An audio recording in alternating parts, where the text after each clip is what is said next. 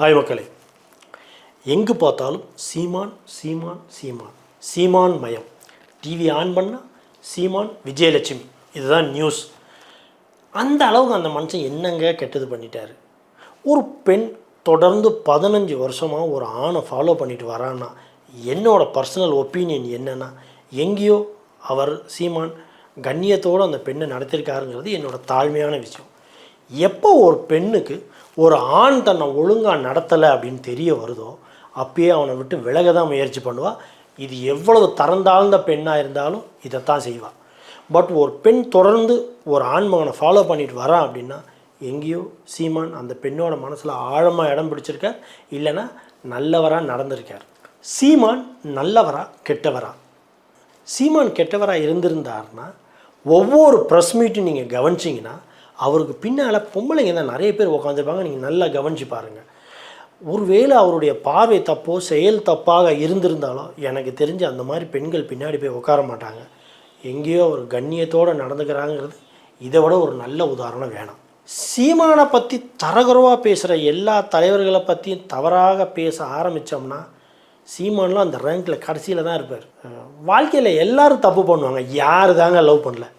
இவங்கெல்லாம் சொல்கிற மாதிரி சீமான் ஒரு வேளை கெட்டவராக இருந்திருந்தார்னா 15 வருஷம் காளிமுத்துங்கிற ஏடிஎம்கே அவரோட ஸ்பீக்கர், அவரோட பெண் கயல்விழி, அவங்கள கல்யாணம் பண்ணி கண்ணியத்தோடு குடும்பம் நடத்திட்டு வர்றாரு. இது வரைக்கும் அவரை பற்றி விஜயலட்சுமி தவிர வேறு யாருமே எந்த பெண்ணுமே தவறான புகார் சீமான் மீது கொடுக்கல. நடிகை கஸ்தூரி ஒரு இன்டர்வியூவில் சொல்லியிருந்தாங்க, சீமான் எனக்கு ஒரு நல்ல நண்பர், நான் அவரோட பல முறையில் நான் இன்ட்ராக்ட் பண்ணியிருக்கேன், பட் ஒரு தடவை கூட அவரோட பார்வையோ அவரோட பேச்சோ தவறானதாக இருந்ததே இல்லை அப்படின்னு. அதை விட நீங்கள் இன்னொரு விஷயம் கவனித்து பார்த்தீங்கன்னா அவர் எல்லாரையும் அட்ரஸ் பண்ணும்போது அவரோட சுற்றி உள்ளவர்கள்லாம் என் தங்கைகள் அப்படின்னு தான் சொல்லுவார், என்னோடய தங்கச்சிமார்கள்னு. அதில் உண்மையாலுமே ஒரு கண்ணியம் இருக்குது. அதை நீங்கள் ஆழமாக கூர்ந்து கவனிச்சிங்கன்னா அது புரியும். அக்கா தங்கச்சிங்களோட பிறந்தவனுக்கு அது கண்டிப்பாக புரியும். அதில் ஒரு உண்மை இருக்கும். அண்மை காலமாக திமுக சீமானை பார்த்து பயப்படுகிற மாதிரி நிறைய நிகழ்ச்சிகள் நடக்குது. எஸ்பெஷலி சீமானோட வீட்டை முற்றுகையிட்டு அந்த மெமோ ஓட்டினதாக இருக்கட்டும், சீமானுடைய பாதுகாவலர் அந்த ஆர்மி ஆஃபீஸரை இழுத்துட்டு போனதாக இருக்கட்டும், அடித்து இழுத்துட்டு போனதாக இருக்கட்டும், இதெல்லாம் திமுக சீமானை ஒரு மிகப்பெரிய தலைவராக உயர்த்திக்கிட்டே இருக்கா. அவங்க எந்த அளவுக்கு பயப்படுறாங்களோ அந்த அளவுக்கு சீமான் வளர்ந்துக்கிட்டே இருக்காரோ அப்படிங்கிற கேள்வி நமக்கு எழாமல் இல்லை. 15 வருஷமாக தொடர்ந்து ஒரு பெண் சீமான் மேலே குற்றச்சாட்டு வச்சுக்கிட்டே இருக்காங்க. எப்போல்லாம் எலெக்ஷன் வருதோ அப்போல்லாம் அவங்க வெளியில் பிளாக்மெயில் பண்ணிக்கிட்டே இருக்காங்க. அவங்கள பற்றிய நிறையா பிளாக் மார்க்ஸ், அவங்கள பற்றிய நிறைய பேக் ரெக்கார்டு இருந்தாலும், ஏன்னா நானும் பெங்களூரில் தான் இருக்கேன், ஸோ எனக்கு அந்த ஹிஸ்ட்ரிலாம் ஓரளவுக்கு நல்லாவே தெரியும். விஜயலட்சுமி இதுக்கு முன்னாடி எந்தெந்த ரிலேஷன்ஷிப்பில் இருந்தாங்கங்கிற தரவு ஹிஸ்ட்ரி யூடியூப்பில் இருக்குது. இதை பற்றிய சார்ந்த இன்டர்வியூ யாராவது பார்க்கணும் அப்படின்னிங்கன்னா சுஜன் லோகேஷ், ஜக்கேஷ் அண்டு ரவி பிரசாத் அண்டு ஜெயராஜ் நாயுடு, இந்த 4 பேரை வச்சு டைப் பண்ணிங்கனாலே இந்த வீடியோலாம் உங்களுக்கு ஈஸியாக யூடியூப்பில் கிடைக்கும். அதில் நம்ம விஜயலட்சுமியுடைய கேரக்டர் நமக்கு தெரிய வந்துடும். ஒரு பெண்ணோட கேரக்டரை அசாசினேட் பண்ணுறது என்னோடய உள்நோக்கம் கிடையாது. பட் அதே நேரத்தில் இந்த விஷயம் ஆண்மகனுக்கு நடக்கும்போதும் முன்னாடி குரல் கொடுக்கணும்னு நினைக்கிறவன் நான். ஸோ அந்த ஒரே காரணத்துக்காக சீமான் மீது குற்றம் இல்லை அப்படிங்கிறத ரொம்ப ஸ்ட்ராங்காக பிலீவ் பண்ணுறவன் நான். ஸோ நான் சொன்ன இந்த பேர்கள் உள்ள ரெக்கார்ட்லாம் யூடியூப்பில் போய் பாருங்கள், உங்களுக்கு அதற்குரிய ஆதாரம் எல்லாம் ஈஸியாக கிடைக்கும். இப்போயும் யூடியூப்பில் இருக்குது. இந்த 4 பேரும் விஜயலட்சுமி சீமானுக்கு முன்னாடி இன்வால்வ் ஆன ஆட்கள். 15 வருஷம் தொடர்ந்து சீமான கெட்ட வார்த்தைகள், அவங்க குடும்பத்தில் வடிவேல் சொன்ன மாதிரி ஏக வசனத்தில் வைக்கிறது, இவ்வளோத்தையுமே மௌனம் சாதித்த பொறுமை காத்த சீமானை நம்ம பாராட்டாமல் இருக்கவே முடியாது. எதுக்குமே ஒரு லிமிட் இருக்குது தானே. அண்ணாமலை கூட ரீசெண்டான ஒரு இன்டர்வியூவில் சொல்லியிருப்பார், அவரும் மனுஷன் தானுங்க, எவ்வளோ நேரம் தான் வலிக்காத மாதிரியே நடிப்பார். ஸோ 15 வருஷங்கிறது டூ மச்சுங்க. ஒரு மனுஷனுடைய பொறுமையை சோதிக்கிறதுக்கு நான் கூட அப்பப்போ நினைப்பேன், சீமானுக்கு பொறுமை இல்லையோ, ரொம்ப கோவக்காரரோ அப்படின்லாம் நினைப்பேன். இல்லை, இதை விட சீமானோட பொறுமையை வெளியில் காமிக்கிறதுக்கு வேறு எவிடன்ஸே வேணாம். ஸோ அவ்வளோ பொறுமையாக இருந்த மனுஷனை விஜயலட்சுமி ரொம்ப தான் டெஸ்ட் பண்ணிட்டாங்க. ஸோ எனக்கு தெரிஞ்சு எந்த ஒரு ஆண்மகனாக இருந்தாலும் வெடித்து தான் சிதறுவான். ஸோ நான் இந்த இடத்துல இவங்க செஞ்சது தப்பு அவங்க செஞ்சது தப்புன்னு சொல்ல வரல. பட் சீமான் சைடில் ஒரு நியாயமான, அவர் சொன்ன வார்த்தைக்குரிய அவர் சொன்னது எதுவுமே பொய் இல்லைங்க. நான் சொன்ன இந்த லிஸ்ட்டெலாம் நீங்கள் போய் யூடியூப்பில் போய் பாருங்கள், உங்களுக்கு இந்த ஃபுல் வீடியோ கிடைக்கும். இந்த 4 பேர் நான் சொல்லியிருக்கேன்ல, அந்த 4 பேரோட ஹிஸ்ட்ரியோட இதை போய் பாருங்கள். அந்த 4 பேர்ட்டையுமே விஜயலட்சுமி காசு வாங்கினது கன்ஃபார்மாக எல்லாருக்குமே தெரிய வரும். எல்லா அரசியல் தலைவர்களுமே எஸ்பெஷலி ஆளும் கட்சி வந்து நம்ம சீமானை கோட் பண்ணும்போது எப்படி சொல்லுவாங்கன்னா, பாலியல் குற்றவாளி சீமான் அப்படின்னு. ஏங்க வாழ்க்கையில் எல்லா ஆம்பளையும் ஒரு லவ் பண்ணியிருப்பாங்க, எல்லா பொம்பளையும் லவ் பண்ணியிருப்பாங்க. சீமான் பண்ணது எனக்கு தெரிஞ்சு ஒரே ஒரு லவ் தான். அதுவும் அந்த பொண்ணுடைய ஹிஸ்ட்ரி தெரிஞ்சவொடனே அதுலேருந்து விலகி இருக்கணும்னு எந்த ஒரு ஆண்மகனாக இருந்தாலும் அதுதாங்க நினைப்பான். சீமான் மேலே குற்றச்சாட்டு வைக்கிற எல்லா ஆம்பளைங்களுக்குமே நான் சொல்கிறேன், இப்படி ஒரு பெண், இப்படி ஒரு ஹிஸ்ட்ரி கொண்ட, இப்படி ஒரு 4-5 பேரோட தொடர்புள்ள ஒரு பெண்ணை எந்த ஆண்மகனும் கல்யாணம் பண்ணிக்கிறதுக்கு முன் வர மாட்டான். அதை தான் சீமான் செஞ்சுருக்காரு. சீமானை கேள்வி கேட்குற எல்லாரும் தான் நெஞ்சில் கை வச்சு சொல்லுங்கள், நான் ஓகேமானுவேன்னு. எஸ், நான் கரெக்டான ஆள் அப்படின்னு எவன் சொல்கிறீங்களோ அவன் எல்லாம் முன் வந்து கேட்கலாம். ஆனால் சீமான் ஒரு பத்திரிகையாளர் சந்திப்பில் சொல்லியிருந்தார், என்னை இவ்வளோ குற்றம் சாட்டுறாங்களே, ஒவ்வொருத்தருடைய பேக்ரவுண்டை பற்றி நான் எடுக்குவான். ஈவன் சாட்டை முருகன் கூட ஒரு வீடியோவில் சொல்லியிருந்தார், ஆளுங்கட்சியில் இல்லை சீமான் அண்ணனுக்கு எகெயின்ஸ்டாக பேசுகிற ஒவ்வொருத்தரை பற்றிய அவங்களுடைய வரலாறை பற்றி எடுக்க ஆரம்பித்தோம்னா கடைசியில் பார்த்தா சீமான் பண்ணது ஒன்றுமே இல்லாத மாதிரி இருக்கும் அப்படிங்கிற லெவலுக்கு இருக்குன்னு. ஆக்சுவலி அது நிதர்சனமான உண்மை தான். பேசுகிற எவனும் ஓகேயும் கிடையாதுங்க. எஸ்பெஷலி பெரியாருக்கு பெரிய சப்போர்ட் பண்ணுறவனுங்க எல்லாருமே பெரியார் மாதிரி தானே இருப்பானுங்க. எனக்கு இதை விட இன்னொரு விஷயம் ரொம்ப பிடிச்சிது. இந்த ரீசெண்டான டேஸில் சீமான் வந்து இந்த பெரியாரை பற்றிய ஒரு விழிப்புணர்வு எல்லாருக்கும் கொடுத்துருந்தார். எல்லாருமே பெரியார் மிகப்பெரிய தலைவர் அப்படி இப்படிலாம் சொல்லியிருந்தானுங்க. பட் மக்களே, முட்டாள் மக்களே, நீங்கள் நினைக்கிற அளவுக்கு அந்த ஆள் ஒர்த்து இல்லை அப்படிங்கிற மாதிரி அவ்வளவு எனக்கு தெரிஞ்சு சீமானை தவிர வேறு யாரும் இவ்வளவு ஒரு தெளிவான விளக்கத்தை கொடுக்கவே முடியாது பெரியாரை பற்றி. இந்த காணொலி, இந்த வீடியோ இருக்குது. யார் யாரெல்லாம் பார்க்கலையோ தயவு செஞ்சு போய் பாருங்கள். நீங்கள் பெரியார் பக்தனாக இருந்தீங்கன்னா இந்த வீடியோவை போய் பாருங்கள். இந்த வீடியோ பார்த்து முடித்தவொடனே நீங்கள் பெரியாரை பற்றி உள்ள நல்ல அபிப்பிராயம் உங்களுக்கு மாறிடும். அவ்வளவு தெளிவான பேச்சு, மனசு ஒரு தெளிவு பெறும். நம்ம வந்து ஒரு தவறான ஆளை தலைவராக செலிப்ரேட் பண்ணிட்டு இருந்திருக்கோங்கிறது ஒரு மனசுக்கு ஒரு தெளிவு கிடைக்கும். தயவு செஞ்சு போய் பாருங்கள். போகிற போக்க பார்த்தா விஜயும் சீமானியும் ஒன்று சேர்ந்து கட்சி ஆரம்பித்து முதலமைச்சர் ஆக்கிடுவாங்க போல் திமுக காரங்களை. விஷயங்கள்லாம் நடக்கிறத பார்த்தா அப்படி தான் இருக்குது. இன்னொரு விஷயம் நான் பாராட்டி ஆகணுங்க. இதில் வந்து சீமானுடைய துணைவியார் கயல்விழி அவர்களை பற்றி நம்ம பாராட்டாமல் இருக்க முடியாது. ஏன்னா எஸ்பெஷலி இப்போ இந்த ரீசெண்டாக நடந்த அந்த மெமோ ஓட்டுவாங்கள்ல, அந்த போலீஸ்காரர் நடத்தின விதம், அதில் வந்து கயல்விழியோட அந்த இன்டர்வியூ எனக்கு ரொம்ப பிடிச்சிருந்தது. சீமான் மட்டும் இல்லை, கயல்வெளிக்குள்ளேயும் ஒரு மிகப்பெரிய தலைவர் இருக்காங்க. ஸோ நாம் தமிழர் கட்சி கிட்டத்தட்ட டபுள் இன்ஜின் சர்க்கார் மாதிரி சொல்லலாம். ஸோ அந்த அளவுக்கு 2 பவர்ஃபுல் தலைவரை சீமான் கவலையே படுத்தவே. சீமானுக்கு பக்கத்தில் சீமானுடைய துணைவியாரும் ஒரு மிகப்பெரிய தலைவராக வரக்கூடிய அனைத்து ஆளுமையும் நான் அந்த இன்டர்வியூவில் பார்த்தேன். பார்க்குறதுக்கு மிக்க சந்தோஷமாகவும் இருந்தது. ஏன்னா அவங்க ஜென்ரலாக வெளியில் வந்து அவ்வளோ இன்டர்வியூலாம் கொடுத்ததில்ல. பட் அந்த இன்டர்வியூ வெரி இம்ப்ரெசிவ் இன்டர்வியூ. இன்னொரு ஒரு சீமானை பற்றி ஒரு ஆச்சரியமான விஷயம் நான் டெய்லி வியந்து பார்க்குறது, எனக்கு தெரிஞ்சு எந்த அரசியல்வாதிகளுமேங்க பத்திரிகையாளர்களை சந்திக்கிறதுங்கிறது அவ்வளோ சுலபத்தில் வரமாட்டாங்க. வந்தாங்கன்னா பயங்கரமாக ப்ரிப்பேர் ஆகிட்டு தான் வருவாங்க. வந்தும் ஆல்மோஸ்ட் எல்லா தலைவர்களும் சொதப்ப தான் செய்வாங்க. பட் அந்த சீமானுக்கு இருக்கிற கட்ஸ் இருக்குது பார்த்தீங்களா, அது எந்த தலைவர்கிட்டையுமே பார்க்கலங்க. எனக்கு தெரிஞ்ச ஒரு தலைவனுக்கு இது வந்து ஒரு மெயின் குவாலிட்டி நான் நினைக்கிறதுல வந்து டாப் ப்ரையாரிட்டி வந்து இந்த குவாலிட்டி. பத்திரிகையாளர்களை தைரியமாக ஃபேஸ் பண்ணுறது. ஒரு நாளைக்கு அந்த மனுஷன் கிட்டத்தட்ட பார்த்தீங்கன்னா ஒரு 4-5 தடவை பத்திரிகையாளர்களை மீட் பண்ணுறாருங்க. இந்த கட்ஸ் எந்த தலைவருக்குமே கிடையாதுங்க. அதே மாதிரி அவர் நிறைய இடத்துல சொல்லியிருக்காரு, வாங்க விவாதத்துக்கு வாங்க, ஒரு டாபிக் எடுத்துக்கிறாங்க. ஃபார் எக்ஸாம்பிள் நம்ம இந்த பெரியார் இஷ்யூவோ இல்லை எந்த ஒரு இஷ்யூவோ எடுத்துக்கலாமே, வாங்க விவாதத்துக்கு வாங்கன்னு தைரியமாக கூப்பிட்றாரு. இது வரைக்கும் அதை சேலஞ்சாக எடுத்துக்கிட்டு ஒரு அரசியல் தலைவர்கள் கூட நான் ரெடியா விவாதத்துக்கு, நீ ரெடியா அப்படின்னு கேட்டதா சரித்திரமே கிடையாது. எனக்கு தெரிஞ்சு அப்படி ஒரு விஷயம் நடக்கிறதுக்கு சாத்தியம் இல்லை. ஏன்னா சீமான்கிட்ட பேசி அவ்வளோ சீக்கிரம் ஜெயிக்க முடியாது. பத்திரிகையாளர்களே சில நேரம் மௌனமாக்கிடுறாருங்க.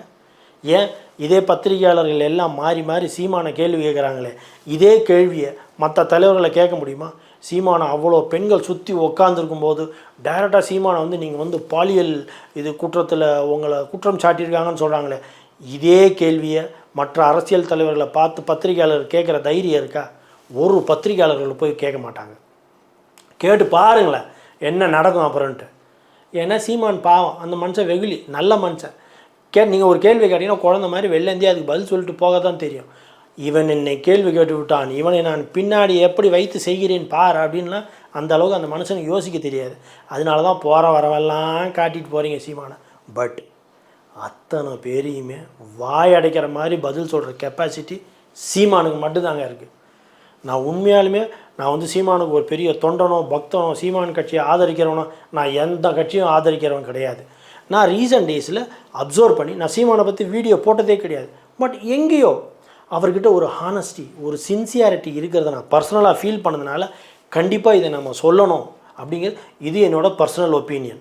இது வந்து it is not a paid promotion. நான் வந்து சீமானுக்கிட்ட காசு வாங்கிட்டு பண்ணுறது அப்படிலாம் கிடையாது. இது நான் ஃபீல் பண்ணதை ஒரு வீடியோவை போடணும்னு நினச்சேன். இது என்னோடய பர்சனல் கருத்து. அதை நான் மக்களுக்கு சொல்லணும்னு நினச்சேன். I'm just telling it out. ஏன் இதே பத்திரிகையாளர் கூட்டத்தில் இன்னொரு விஷயம் கூட சீமான் கேட்டார். அன்னைக்கு என்னோடய வீட்டில் வந்து ஒரு பத்திரிகையாளர் வந்து போலீஸ்காரரை ஃபோட்டோ எடுத்துகிட்டு இருக்கார். அப்போ போலீஸ்காரர் வந்து பத்திரிகையாளரை மிரட்டுறாரு. எங்கே போனீங்க, இவ்வளோ கேள்வி கேட்குறீங்களே, என் வீட்டில் ஒரு பேப்பரை ஒட்டிட்டாரேன்னு. உங்கள் ஃபீல்டு சம்மந்தப்பட்ட ஒரு ஆளை ஒரு போலீஸ்காரர் வந்து அவருடைய பத்திரிகை கடமையை செய்ய விடாமல் தடுத்துருக்காரு. அப்போல்லாம் நீங்கள்லாம் கேள்வி கேட்க இது வரைக்கும் இன்னி வரைக்குங்க இவர் இந்த கேள்வியை கேட்டு சீமான் கேட்டு ரொம்ப நாள் ஆச்சு. இது வரைக்கும் ஒரு பத்திரிகையாளர் கூட இது சம்மந்தமாக ரியாக்ட் பண்ணல. சூடு சொரணம் இல்லாமல் இருக்கிறானுங்க. கேட்க வேண்டியது தானே, எப்படியா நீ எங்கள் பத்திரிகையாளரை எங்கள் வேலையை செய்ய விடாமல் தடுக்கலான்னு அந்த போலீஸ்காரர் இது வரைக்கும் ஒருத்தரும் கேட்கல. அந்த அளவுக்கு முதுகெலும்பில்லாத பத்திரிகையாளர்கள்.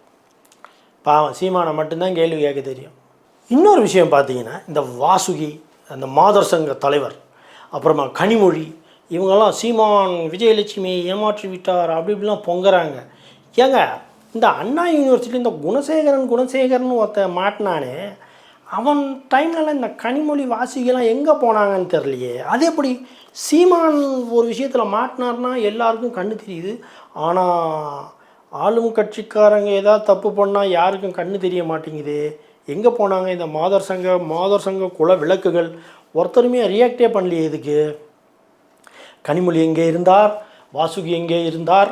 குணசேகரன் விஷயத்தில் குணசேகரன் பேர் இருந்தாலே கொஞ்சம் பொம்பளை விஷயத்தில் மோசமான ஆளாக தான் இருப்பாங்க போல். இன்னொரு விஷயம் பார்த்தீங்கன்னா, எல்லா டிவி சேனல்லையுமே டெய்லி சாயந்தரம் பார்த்தீங்கன்னா டிபேட் ஷோ அப்படின்னு சொல்லி ஒரு ப்ரைம் டைமில் நடக்கும்.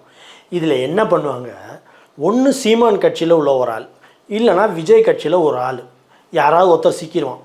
அவங்கள கூப்பிட்டு நடுவில் உட்கார வச்சு மிச்சம் ஒரு 4-5 பேர் எல்லாம் இவங்க ஆட்களாகவே இருப்பானுங்க, கூப்பிட்டு உட்கார வச்சு டிபேட்டுங்கிற பேரில் அவங்கள வச்சு சம்பவம் பண்ணுவானுங்க. கண்டிப்பாக ஒரு ஆளை 4-5 பேர் டார்கெட் பண்ணும்போது பதில் சொல்ல முடியாது. இன்னொன்று அவங்க பேசவும் விட மாட்டானுங்க. ஜென்யூனாக பேசினா கூட ஊடையில் குறுக்கிட்டு அவங்கள பேச விடாமல் கடைசியில் அவங்கள கையாளாதானே ஆக்கி தான் அந்த டிபேட் ஷோ விட்டு வெளியில் அனுப்புவானுங்க. It's a kind of scam. இது என்னோடய பர்சனல் ஒப்பீனியன் டிஃபர். திமுக காரங்க சீமானை தாக்குறாங்கன்னு நம்ம சொல்கிறோம். பட் இவங்களோட ஹிஸ்ட்ரி எடுத்து பார்த்தீங்கன்னா, தேவர், காமராஜர் அப்படிங்கிற ஒரு பெரிய மகான், கிட்டத்தட்ட கடவுளுக்கு ஈக்குவலாக நம்ம வழிபடுற இவங்களையே இவங்க போட்டு செஞ்சுருக்காங்க. காமராஜருக்கு பையன் இருக்கான், அவருக்கு ஏதோ ஒரு பொண்ணோட தொடர்பு இருக்குது, எங்கேயோ படிக்கிறாரு. ஈவன் தேவருக்கும் எங்கேயோ ஒரு தொடர்பு இருக்குதுன்னு இவ்வளோ பெரிய மகான்களையே விட்டு வைக்காத ஆள் சீமானையாக விட்டு வைப்பாங்க? திரு சீமான் அவர்களிடம் நான் கவனித்த ஒரு விஷயம் என்னென்னா, அவர்கிட்ட அரசியல் சார்ந்த பார்வை, அவருக்கு இருக்கிற தெளிவு, அவருக்கு வந்து ஒரு ஒரு ஒரு ஒரு நாட்டை, ஒரு தமிழ்நாட்டை எந்த மாதிரி ஒரு கரெக்டாக எடுத்துகிட்டு போகணுங்கிற அந்த ஒரு தொலைநோக்கு பார்வை எனக்கு தெரிஞ்சு எந்த தலைவர்கிட்டையுமே இல்லைங்க.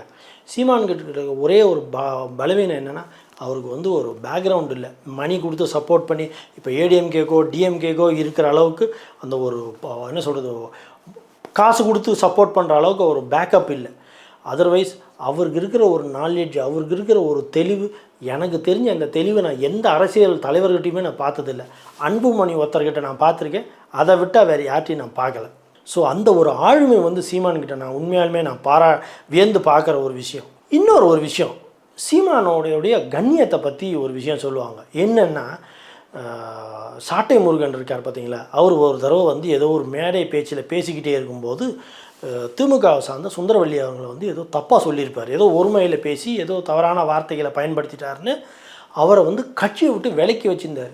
எதிர்கட்சியாக இருந்தாலும் சுந்தரவல்லி அவர்கள் நிறைய சீமானை பற்றி தவறுதலாக பேசிய போதும் கூட கண்ணியம் காக்க வேணும், பெண்களை மதிக்கணும் அப்படிங்கிற ஒரே காரணத்துக்காக சாட்டை முருகனை கட்சியை விட்டு ஒதுக்கினாருங்கிறதுக்கு இதை விட என்னங்க வேணும் எக்ஸாம்பிள்?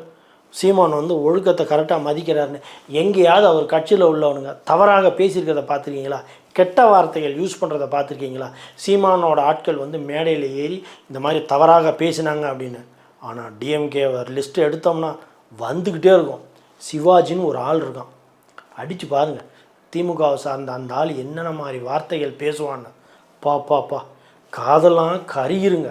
அந்த அளவுக்கு பேசுவான் அந்த ஆள். எனக்கு ஒரு விஷயம் புரியல. ரீசெண்டாக கூட அண்ணாமலை அவர்களை பற்றி அவ்வளோ தவறுதலாக பேசியிருந்தான் அந்த ஆள். ஆனால் ஒருத்தம் கூட அதுக்கு ஆக்ஷனே எடுக்கலைங்க. அண்ணாமலை கூட இதை கேட்டு எப்படி அமைதியாக இருக்காருன்னு தெரியல. எல்லா தலைவர்களை பற்றியும் ஏக வசனத்தை கொண்டு வையறான். அந்த வடிவேல் சொல்லுவார் ஒரு படத்தில், ஏக வசனத்தில் வையறாயான்னு.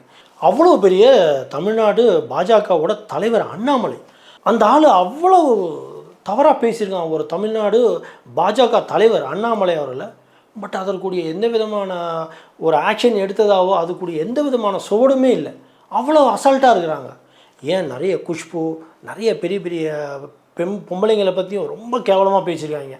இன்னொருத்தர் கூட சைதை அப்படின்னு ஏதோ ஒருத்தர் வர, ஒரு பேர் எனக்கு சரியாக தெரியல, அந்த ஆள் கூட ரொம்ப கேவலமாக பேசியிருப்பான். ஸோ இவங்க இதை வந்து ஒரு என்ன சொல்கிறதுன்னா திமுகவுடைய ஸ்டைலாகவே இதை மெயின்டைன் பண்ணுறாங்க. ஸோ இந்த மாதிரிலாம் சீமானுடைய கட்சி ஆட்கள் யாராவது பேசியிருந்தால் உடனே கட்சியை விட்டு நீக்கிடுவார். கண்ணியத்தோட ஒரு கட்சியை டிசிப்ளினோடு நடத்தணும் அப்படிங்கிறது சீமான்கிட்ட இருக்குது. சீமானை பற்றி கெட்ட விஷயங்களே இல்லையா? சீமானை பற்றி ஒரே நல்ல விஷயங்களாக சொல்லிக்கிட்டு இருக்கே, சீமானை பற்றி புராணங்களாக பாடிக்கிட்டு இருக்கேன்னு இருக்குது.